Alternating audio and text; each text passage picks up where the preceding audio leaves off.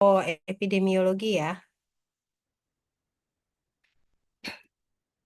Minggu lalu kan saya sudah menjelaskan tentang penelitian yang ada yang bisa digunakan dalam farmakoepidemiologi. Kira-kira penelitian apa aja coba? Ada nggak Silvinuraini?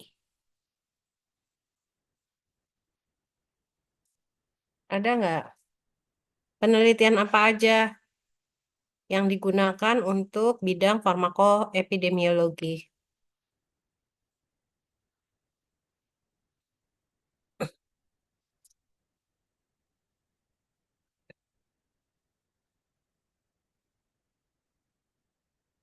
Tahu nggak?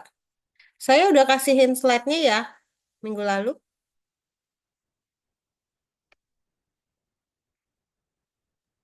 Udah Bu. Mm-mm. Dah, coba ada yang bisa menjawab nggak? Desain penelitian apa yang biasa dipakai untuk farmakoepidemiologi?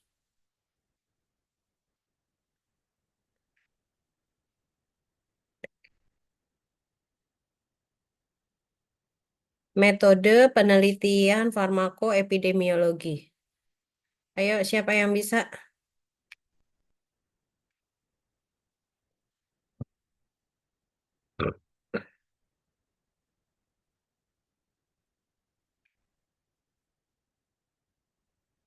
Sekarang kita masuk ke apanya? Desain penelitiannya.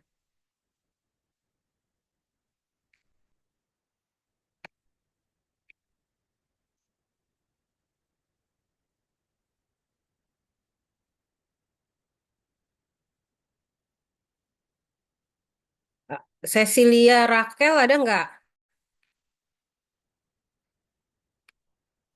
Ada Bu. Coba metode penelitian farmakoepidemiologi apa aja?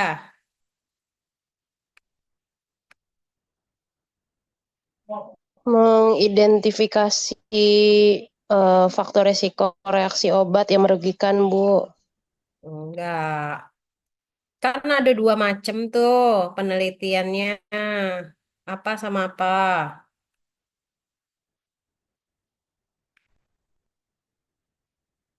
Epidemiologi deskriptif dan Apa? analitik.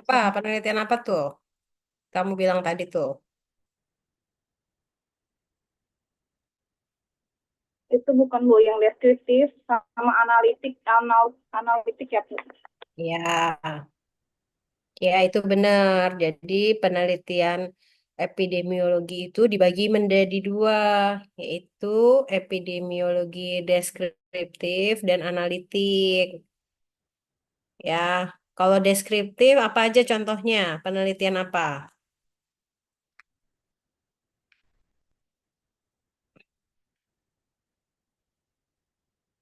Ayo, siapa yang bisa?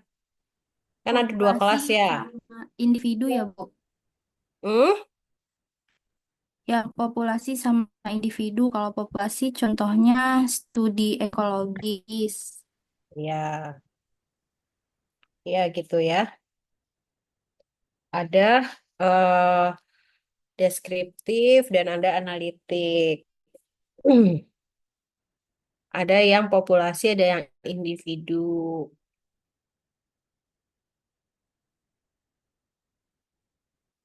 Emang kenapa ini dalam perjalanan pulang emang dari mana ya? Kalau kayak gini ini dari mana? Kalian dari kampus atau gimana sih?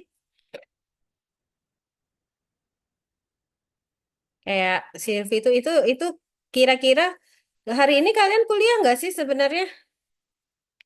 Kuliah di praktek di IKIFA-nya ada nggak? Nggak ada ya? Nggak ada, Bu. Hmm. Jadi ini dalam perjalanan pulang habis belanja ke pasar atau gimana? Jadi kayak gitu ya. Mohon maaf, Ibu, Apanya? Silvi baru sampai rumah. Baru pulang kerja. Iya, jadi Ya apa nanti ya? bising. Nah, kalau kuliah ya kuliah aja kali ya. Jangan kemana-mana. Oke, ini ya. Yang kemarin saya jelasin, desain studi epidemiologi. Kalau nggak salah slide-nya juga udah dapet ya. Jadi ada deskriptif dan ada analitik. Kalau deskriptif itu berarti kan menceritakan. Jadi bisa dibagi dua, yaitu populasi dan individu. Nah, apa itu studi epidemiologi deskriptif? Nah, ini ya, artinya penelitian atau studi yang menggambarkan suatu kejadian, penyakit atau masalah kesehatan berdasarkan karakteristik orang, ya, tempat dan waktunya. Jadi jawabannya adalah siapa, apa, di mana, ya, kapan. Nah, itu deskriptif ya. Misalnya, siapa yang kena COVID, kan? Kenapa, kapan COVID itu terjadi? Di daerah mana COVID itu pada mulanya ditemukan? Ya. Apa yang diserang pada waktu penyakit COVID? Nah, itu kan kalian nanti menceritakan ya bahwa oh itu adalah yang diserang adalah orang yang tertular dari apa namanya air liur pasien ya ketika dia tidak memakai masker misalnya ya itu jadi menggambarkan suatu kejadian penyakit atau masalah kesehatan berdasarkan karakteristik orang, tempat, dan waktu. Nah, sekarang studi analitik. Nah, itu yaitu studi yang menjelaskan mengapa penyakit atau masalah kesehatan timbul. Karena analitik ya dia harus berdasarkan pertanyaan why, mengapa, gitu ya. How, bagaimana dia terjadi. Nah, analitik ini dibagi menjadi dua, yaitu observasional dan eksperimental. Nah, yang observasional juga dibagi lagi, ada kasus kontrol, case control, cohort, dan cross-sectional. Ya.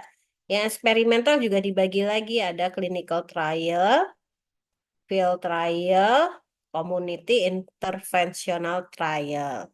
Ini yang kemarin ya, yang kita bahas jenis-jenisnya.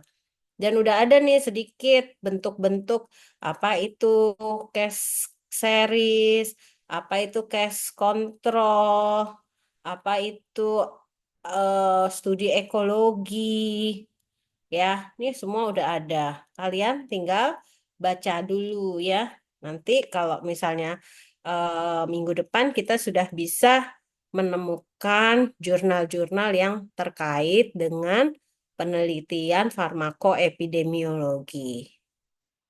Nah, ini desain case control, cohort, ya. Nah, ini tolong dibaca. Jangan nanti pas udah mau ujian kalian baca. Karena kan untuk soal-soal sebelum ujian, sebelum soal-soal UTS-nya ya pasti sedikitnya teori ya. Nah, nanti kalau UAS baru kita bahas tentang jurnal. Gitu ya. Nah, saya kan udah sampaikan PPT-nya. Kalian harus baca apa perbedaan-perbedaan yang ada antara penelitian deskriptif dan penelitian analitik. Paham nggak? Mengerti nggak sampai sini yang saya sampaikan hari ini?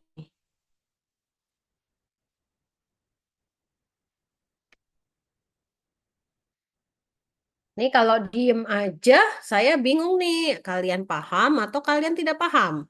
Atau kalian tidak mendengarkan? Coba jawab. Salah satu ada yang bisa jawab.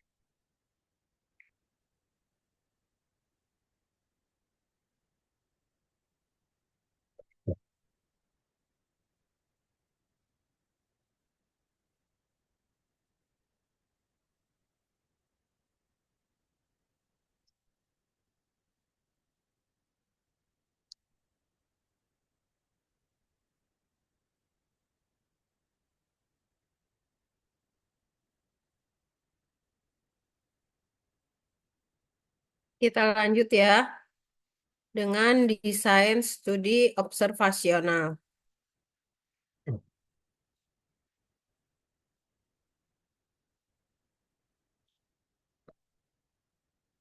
Nah, desain studi observasional ini adalah desain desain studi analitik di mana peneliti itu mengamati dan menganalisis efek dari suatu variabel yang independen. Artinya ini dari paparan penyakit terhadap variabel yang dependen, yang penyakit ya, atau hubungan antara dua variabel itu tanpa dengan sengaja memberikan paparan atau perlakuan atau intervensi. Jadi dia nanti mengamati dan menganalisis ya hubungan antara paparan dan penyakit, hubungan antara variabel independen dengan variabel dependen. Nah, contohnya yang termasuk dalam studi observasional adalah studi kohort, kasus kontrol, case kontrol, dan cross seksional. Nah, ini di mana studi observasional ini ada kita membutuhkan yang namanya kelompok pembanding, ya.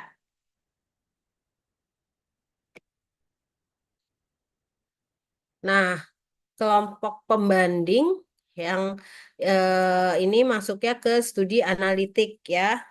Nah, kalau udah dianalitik berarti kita harus menganalisa.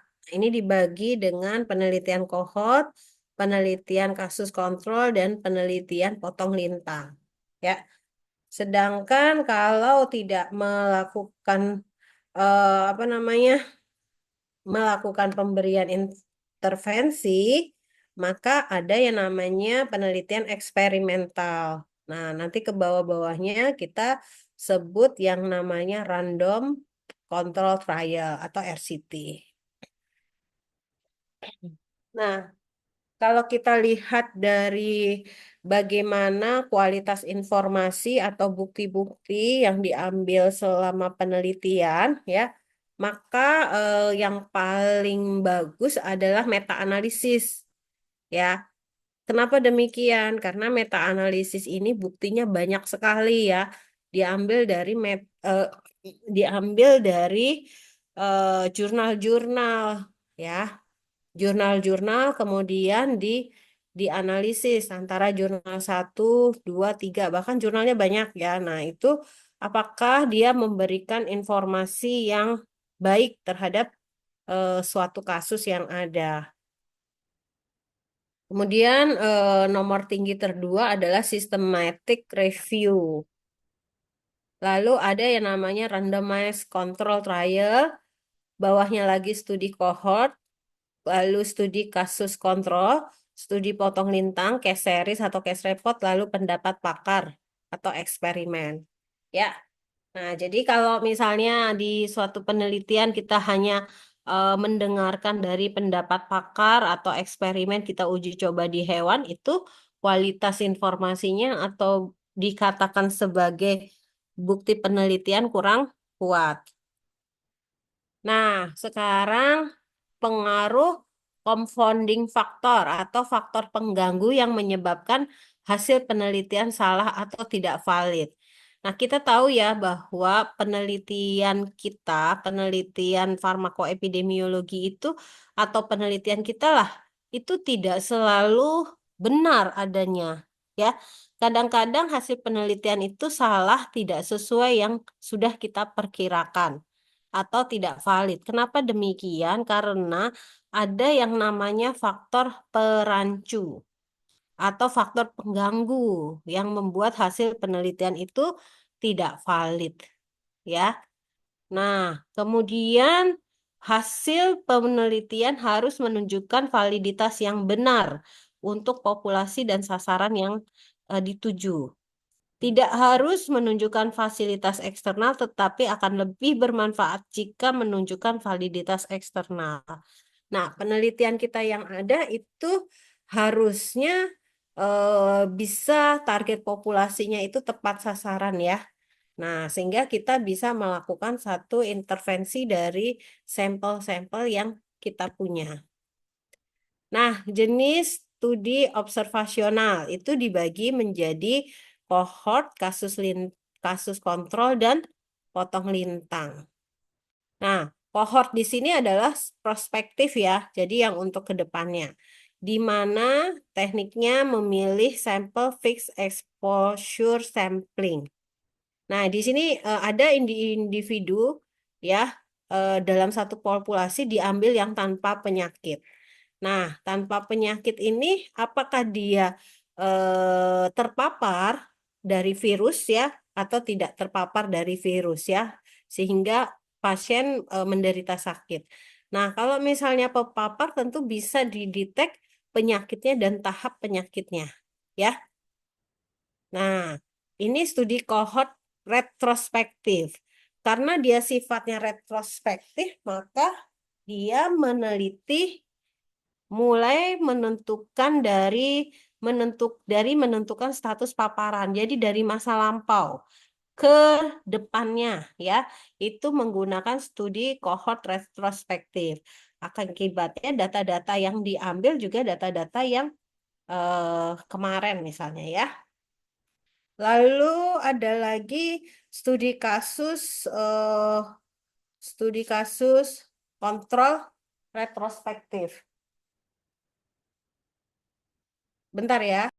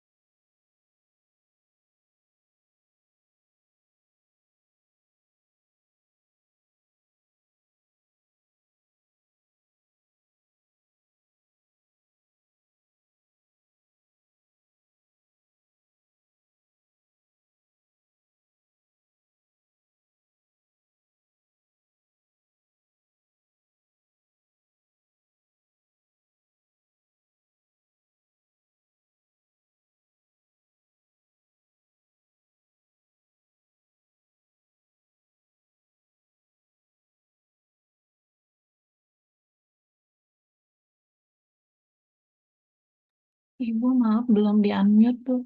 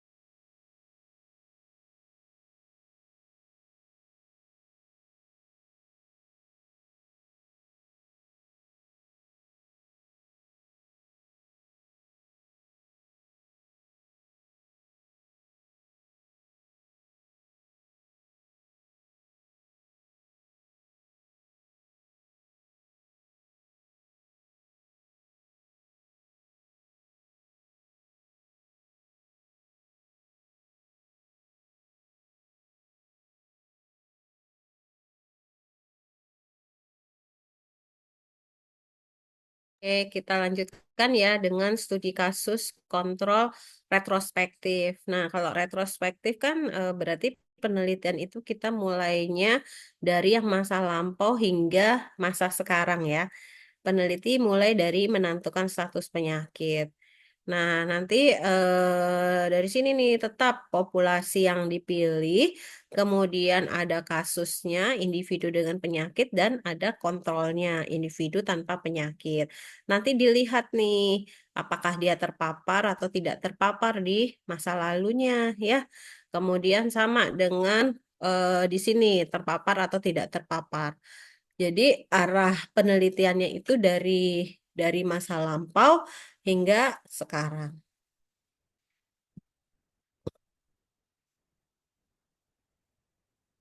Oke, kemudian studi potong lintang atau cross seksional ya. Sama juga kalau potong lintang berarti ada yang namanya random, ada namanya fixed exposure sampling, ada yang namanya fixed disease sampling. Jadi bagaimana cara kita mengambil data di sini ya sampelnya, kemudian nanti kita eh, status paparan dan penyakit diukur pada saat yang sama. Yang terpapar dan sakit, terpapar tapi tidak sakit, tidak terpapar tapi sakit, dan tidak terpapar dan tidak sakit. Nah, ini adalah studi analitik ya. Studi analitik dengan mengontrol pengaruh confounding agar hasil valid. Artinya apa? Kita mengontrol variabel-variabel pengganggunya. Jadi kalau analitik itu kita adjust dan kita atur ya gangguan-gangguan yang ada. Nah, ini dibagi menjadi studi observasional dan studi eksperimental. Nah, kalau studi observasional ada kohort, ada kasus kontrol, ada cross-seksional. Nah, kita menggunakan analisis multivariat, di mana ada yang namanya variable dependent continue, ada yang namanya variable dependent dikotomi. Nah, variable dependent discontinue itu kita menggunakan analisis regresi linier ganda dengan koefisien regresinya dan ininya koefisien apa namanya indikatornya itu 95% ya. Nah, kalau misalnya variabel dependent dikotomi itu kita gunakan analisis regresi logistik ganda. Yang ini linier ganda, yang dikotomi adalah logistik ganda ya. Dengan koefisien regresinya itu 95%. Nah, kemudian studi eksperimental ada yang namanya RCT, ada yang namanya non RCT atau disebut juga dengan eksperimental kuasi atau namanya kuasi eksperimental ya. Nah, RCT itu dilakukan dengan analisis bivariat, sedangkan non RCT dilakukan multivariat ya. Nah, kalau bivariat RCT-nya kita gunakan uji T atau uji chi-square ya. Sedangkan variabel dependent ini sama ya dengan yang tadi dengan studi observasional. Nah, ini adalah berbagai ukuran. Jadi, berbagai kita cara mengukur itu maka akan mempengaruhi efek yang berbeda-beda. Ya, jadi kalau kita mengukur suatu eh, penelitian, pasti kan kita menggunakan koefisien korelasi, koefisien regresi, koefisien jalur, kemudian bisa menggunakan nilai standar ya atau skor atau min atau rata-rata ya. Nah, itu pasti beda-beda. Nanti kalian bisa lihat sendiri ya. eh, atau bisa membedakan kalau sudah ketemu jurnalnya. Nah, ini cara analisis data pada studi kohort, kasus kontrol, kosesional, dan eksperimen dependen. Dia menggunakan terakhirnya analisis data ini pada dua kelompok itu dengan mengontrol sejumlah confounding. Nanti efek yang terjadi itu bisa diukur atau bisa di-adjust dengan koefisien regresi. Ditambah dengan namanya uji statistik aja uji T. Ya. Nah, sedangkan kalau misalnya variabel dikotomi, maka efek pengukurannya itu dengan menggunakan adjusted odds ratio atau dengan uji statistik yang kita namakan uji Wolf. Ya, eh, adjust odds ratio itu diperoleh dari hasil estimasi dengan hasil regresi logistik ganda. Itu ya.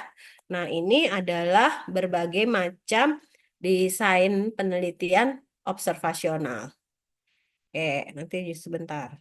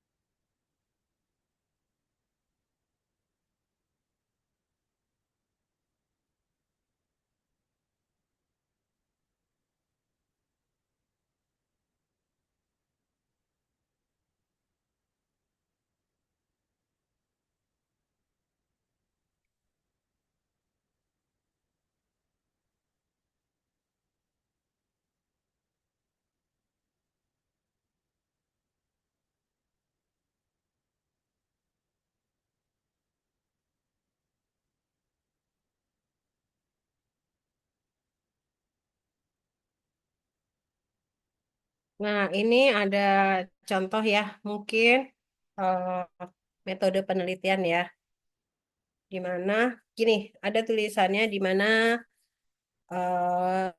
di mana penelitian ini dilakukan melalui pengamatan dengan cross-seksional ya. Cross-seksional adalah bentuk studi observasional yang bertujuan mencari hubungan antara variabel bebas dan faktor risiko yang ada ya. Nah, gimana caranya dia apa namanya mengambil sampel?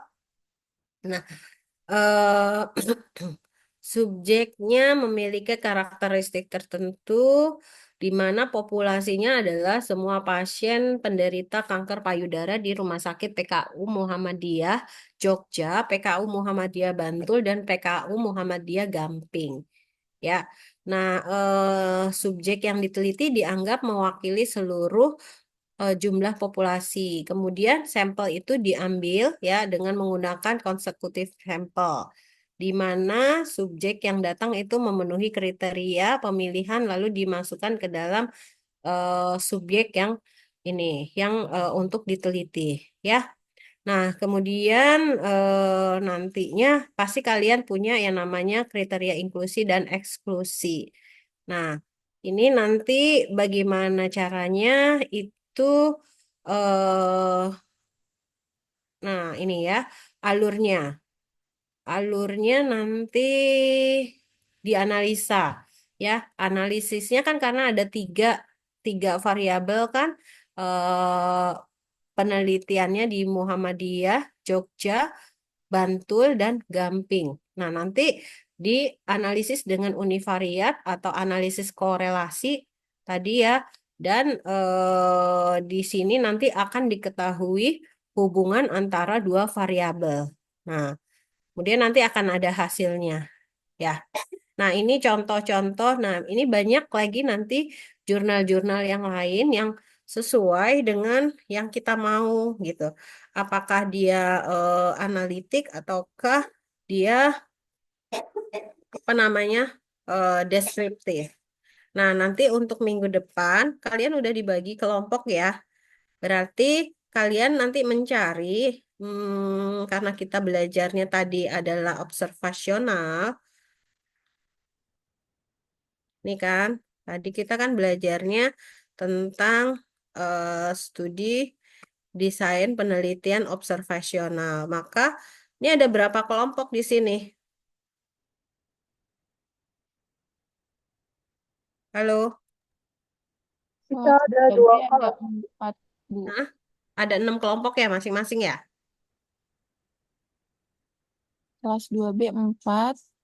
Kalau 3A berapa Kak Winda? Ya udah, 2B 4 itu ya. Nah, ini ada eh, nah ada berbagai macam ini ya yang pas desain studi observasional. Nah, desain studi observasional adalah kohort, kasus kontrol, dan potong lintang. Ya, karena ada dua kelas, berarti kan nanti masing-masing kelas mencari jurnal ya yang isinya adalah desain studi observasional. Ya, ada studi kohort, kasus kontrol, dan potong lintang. Jelas ya?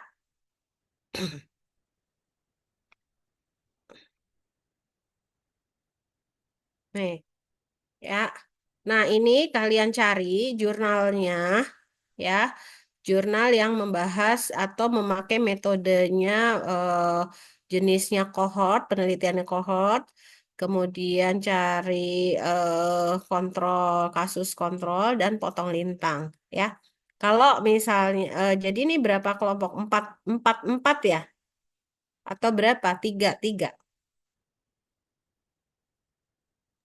3A ada 2, Bu. Jadi total 6 kelompok. Ya, oke. 6 kelompok berarti bagi aja ya.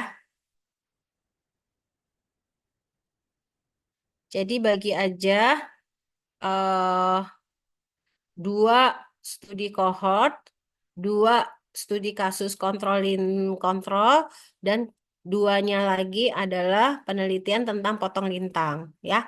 Nah, berarti ada 6 kelompok ya, dengan 2 macam penelitian. Nah, nanti kalian buat cari jurnalnya terlebih dahulu. Setelah itu kalian resume jurnal tersebut.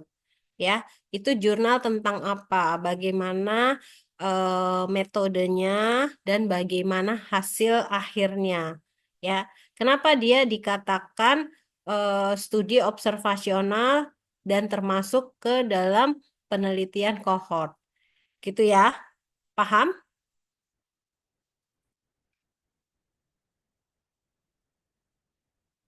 Halo, nih saya bingung deh kalau diam-diam gini antara paham, tidak mengerti, atau memang sudah mengerti. Halo. Lagi mencatat Bu tugasnya Bu. Hmm? Lagi mencatat Bu tugasnya, mohon maaf. Iya kan, tapi tidak satu orang. Ini kan ada berapa orang nih? 28 orang. Masa nggak ada yang bersuara satupun? Iya, Ibu. Jadi tugasnya ini kan dibagi 3 jadi 2-2 ya, Bu ya? Yang saya Iya, itu kira-kira jurnalnya itu harus berhubungan dengan farmakoepidemiologi atau iya. Kan kita kan belajarnya farmakoepidemiologi. Berarti jurnal tentang farmakoepidemiologi. Artinya apa? Membahas tentang penyakit yang ada di dalam satu komunitas. Ya, iya, Bu. nggak sama ya jurnalnya ya. Itu banyak banget jurnalnya. Udah, ada lagi? Ibu izin tanya untuk apa waktunya Bu, range waktunya di penelitian harus yang tahun berapa gitu, ada nggak Bu atau bebas? Enggak, bebas aja. Yang penting waktu kalian mengumpulkan hari Jumat ya. Jadi sebelum presentasi kalian harus mengumpulkan jurnal dan PPT-nya ya. Ibu, jadi ini kita bikin resumenya, bikin jadi PPT gitu ya, Bu. Mm-mm. Bakalan dipresentasiin sama semua kelompok atau tiap minggu berapa kelompok gitu, Bu? Enggak, semuanya dipresentasikan. Enggak apa-apa, kalau nggak dipresentasikan kalian juga nggak dapat nilai. Jadi siapa aja yang siap boleh ya. Di sini tidak ada paksaan ya. Kalau kalian nggak mengerjakan ya juga nggak apa-apa juga. Ibu harus yang apa ber-ISN atau yang kayak gitu Bu? Apa? Yang ber-ISN, yang jurnalnya harus yang Iya, jurnalnya harus ber-ISSN. Jurnalnya yang bagus ya, kalau bisa Sinta 1. Atau kalau bisa ya masuk indeks Scopus. Ya, Ibu, jadi kira-kira Bu kita nyari kata kuncinya itu jurnal farmakoepidemiologi sama statusnya gitu ya, Bu. Status iya. kohort. Mm-mm. Jurnal farmakoepidemiologi, kemudian kalian cari itu di situ desainnya apa? Kohort kah? Potong lintang kah? Atau cross seksual kah? Gitu. Itu ada pasti, kalau dibaca ada. Ya, oke, Widiawati Putri Utami, ada nggak? Lutfiana Rizkiani, Hadir, Bu. Mutia Tri Teresnowati, Hadir, Ibu. Cecilia Rachel, Hadir, Bu. Septiana Hadir, Ibu. Ibrahim, Hadir, Bu. Rika Faradila, hadir Bu.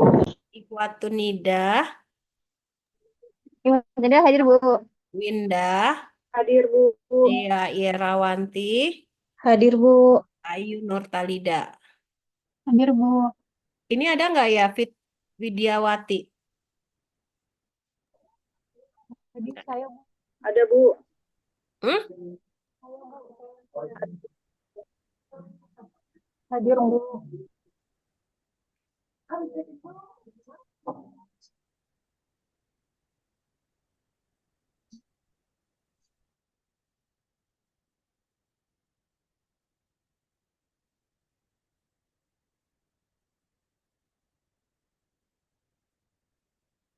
Kelas satu lagi, 2B, Dia Ayu, Hadir, Bu. Anita Rahman, M. Muhammad Romli, Hadir, Bu. Yulita, Hadir, Bu. Rafelina, Lulu Ihmanun, Hadir, Bu. Septi, Tuti, Bu. Ayo Dia, Hadir, Ananda Bu. Stella, Nia Febriana, Anda hadir, Bu. Iskandar Hakim, Hadir Ibu. Tiara Andini, Hadir, Bu. Nia Mulyani, Hadir, Bu. Setia Wafa, Hadir, Indah Oktavia, Hadir, Bu. Siti Askia, Hadir, Bu. Ilmi, Hadir, Bu. Nia Melinda, Hadir, Ibu. Silvi, Hadir, Ibu. Travelina ada? Nggak ada. Ya, sudah. Eh, kok kalau saya absen semua pada nyebut namanya, tapi kok kalau saya tanya pada nggak jawab-jawab ya? Kenapa ya? Sebenarnya Hah? untuk karena materinya Kalau udah absen dulu. jawab, soalnya takut nggak di absen ya. Iya juga sih, Bu. Kalian mah aneh-aneh aja. Oke, ada lagi nggak yang mau ditanyakan? Masih ada 30 Maaf, menit lagi. pengumpulannya H-1 ke Enggak Ibu. dong, ngumpulinnya hari Jumat dong. Jumat ya. Kan mau presentasinya hari Sabtu. H-1 ya, Bu. Iya. Ya, oke. Sudah? Ya, Bu.